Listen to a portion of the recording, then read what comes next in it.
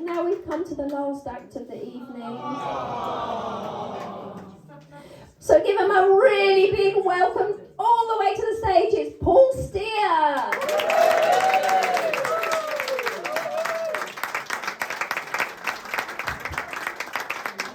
Last act. We're all going out for your birthday afterwards, aren't we? Who are we kidding? Look at the age of you all. We're going home, aren't we? Cup of tea and a hobnob. We'll be very happy. The least I owe you is a formal introduction. My name is Paul, and following a recent birthday, according to social media, I now identify as a 50-year-old stale, pale male. I'm married with teenage children, so my pronouns are oi and that prick.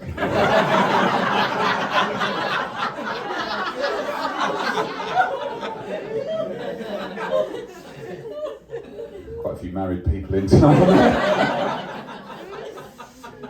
When I turned 50, one of my teenage daughter's friends said to me, "Now that you're a non-diverse, white, middle-aged man, you probably won't get as many opportunities in life." Luckily, she's wrong, because I've just picked up a modelling job. Thank you. You are looking at the face of a new campaign about stranger danger.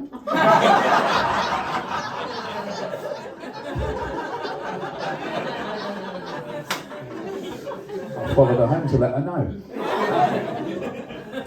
But I think one of the things I've decided as well, I don't know, guys, you're in this, I don't think it's a good time to be a man. We recently came 7th in a survey about things people no longer trust. And I do understand why, but it just doesn't feel nice to be on a list that includes Russia, China, and gluten. That's where my self-esteem is now. I had struggled turning 50, and I think that some of the problem is I keep comparing myself to other men. You know, Tom Cruise is 60. Still flying jet planes through the eye of a needle. The other day I hit a bollard in Lidl's.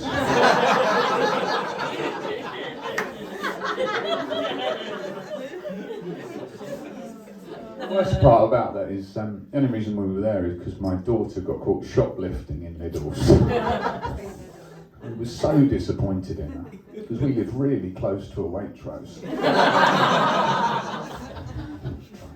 And I know you can't always find what you want in there, but she got caught stealing sweets, a George Foreman grill and a kayak.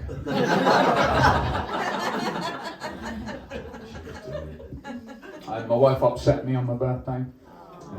I know, she bought me Viagra. All because it says on the box, perform like you're 18 years old again. So I took a pill and had a wank in a rugby sock. I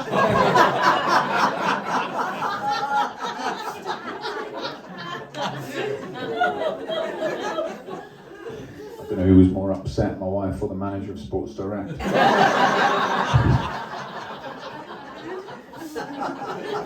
You were disgusted by that.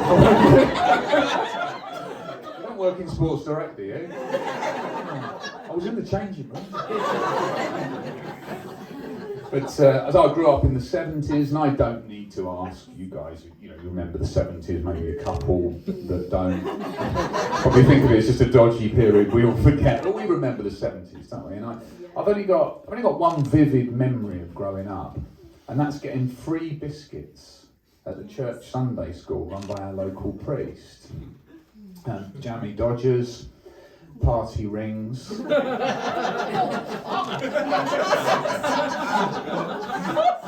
chocolate fingers.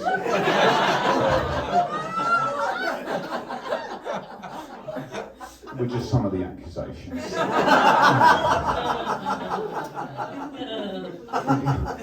You were ahead of me there, so did you go to my Sunday school? Nice to see you again, Father.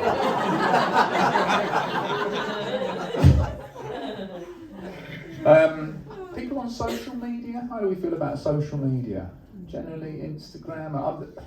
That's the face I'm putting them on. I'm not sure whether to come off it or stay on it. I don't think it's good for my self-esteem because it sends you things that are age appropriate, doesn't it? And every day on Instagram I get the 10 best exercises for men in their 50s. 9 of them are in a chair.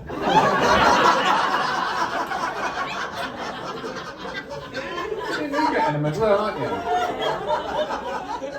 Always demonstrated by a tiny little old man with a white beard. It's like a cross between Harold Shipman and a pigeon. It's insulting. The other advert I don't like on Instagram that I get all the time is, it's not all bad turning 50 because you could get lower car insurance. Wow. Do you not think I'd rather pay a higher premium than now have balls that hang so low the cats play with them? Choice I'd rather have. Let's just say I'm not applying to go on Naked Attraction anytime soon. I mean, if I did, I'd feel sorry for the presenter because as the screen went up, everything would be in the wrong order.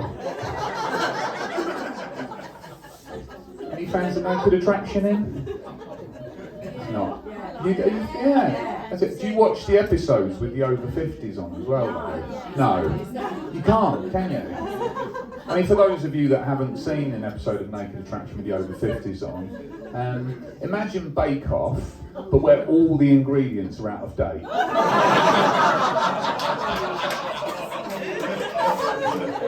That right, isn't it? I mean, I've given up on TV programmes really. Since, I'll tell you what did it for me, is when they started getting out of work politicians like Matt Hancock and putting them in as celebrities. You with me on that? It's not acceptable, it's just rubbing our noses in it, given what he did. I mean, it makes you wonder what they've got planned next, doesn't it? Rishi Sunak on Who Wants to Be a Millionaire?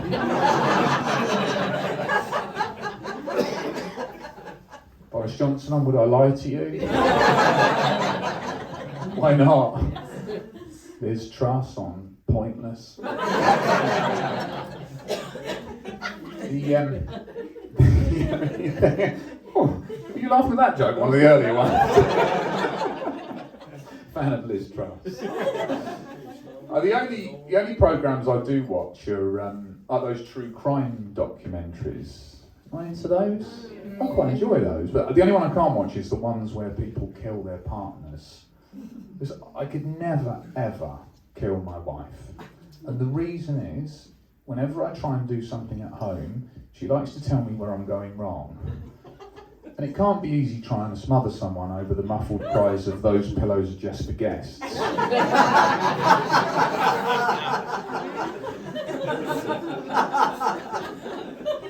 If I put my wife's body in the car, her dying words would probably be, "If we're going out, can you change that shirt?" Focusing on the wrong thing. Yeah, it's not easy. We went to get a new car recently, went to look at a new car, and what I'm going to say may trigger some of you, so I'll give you a trigger warning, because the salesman said to me, if you want to, you can change the voice on the sat-nav to sound like your partner.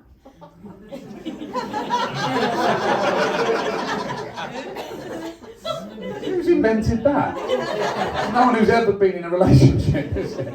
No one is driving around thinking, I know what these instructions need. More sarcasm.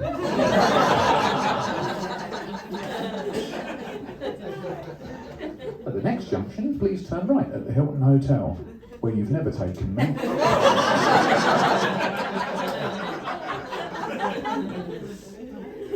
When you're stuck in traffic, it just says I wouldn't have gone that way.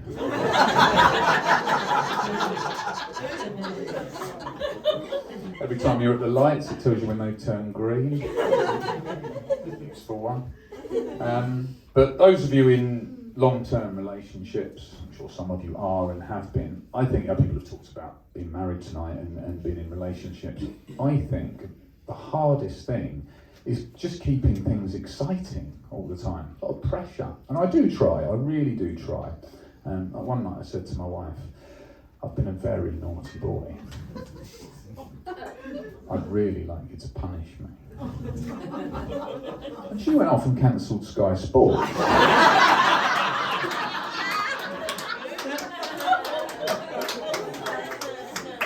Backfired a bit.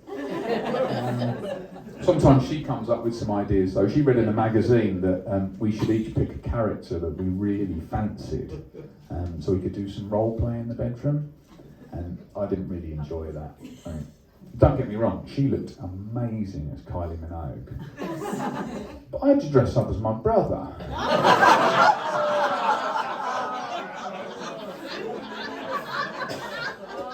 She enjoyed it. But we went to a relationship expert years ago, and somebody else said, "Oh, it's a complete waste of money." She said to us at one stage, she said, even if you've got no energy and no time for sex, you should always try and pleasure each other. I thought, really? And the last time my wife reached across to finish me off was just to get the steps up on her Apple Watch.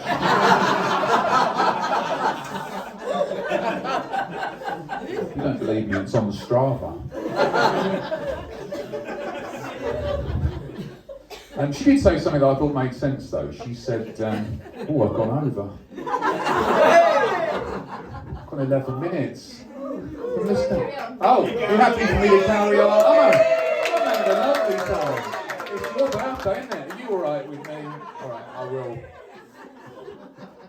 But yeah, the one thing she said that I thought made sense, she said that the biggest passion killer in a marriage is to refer to each other all the time as mummy and daddy around the kids. Saying things like, can you help mummy and be good for mummy? Because apparently you end up seeing each other as just a parent rather than a sexual partner. And I thought I'd better take that on board. But now she's not keen on the kids calling her sugar tits.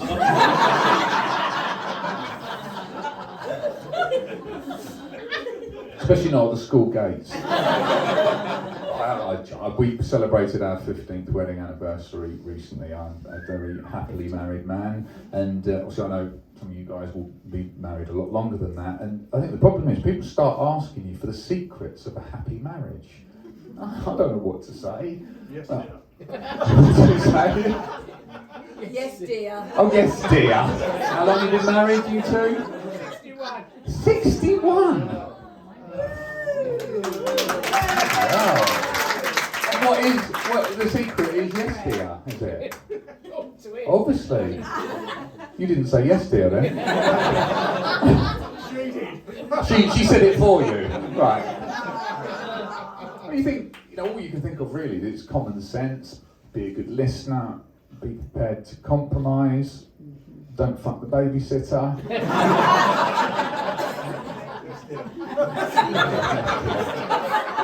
That was good advice for me because it's my wife's dad.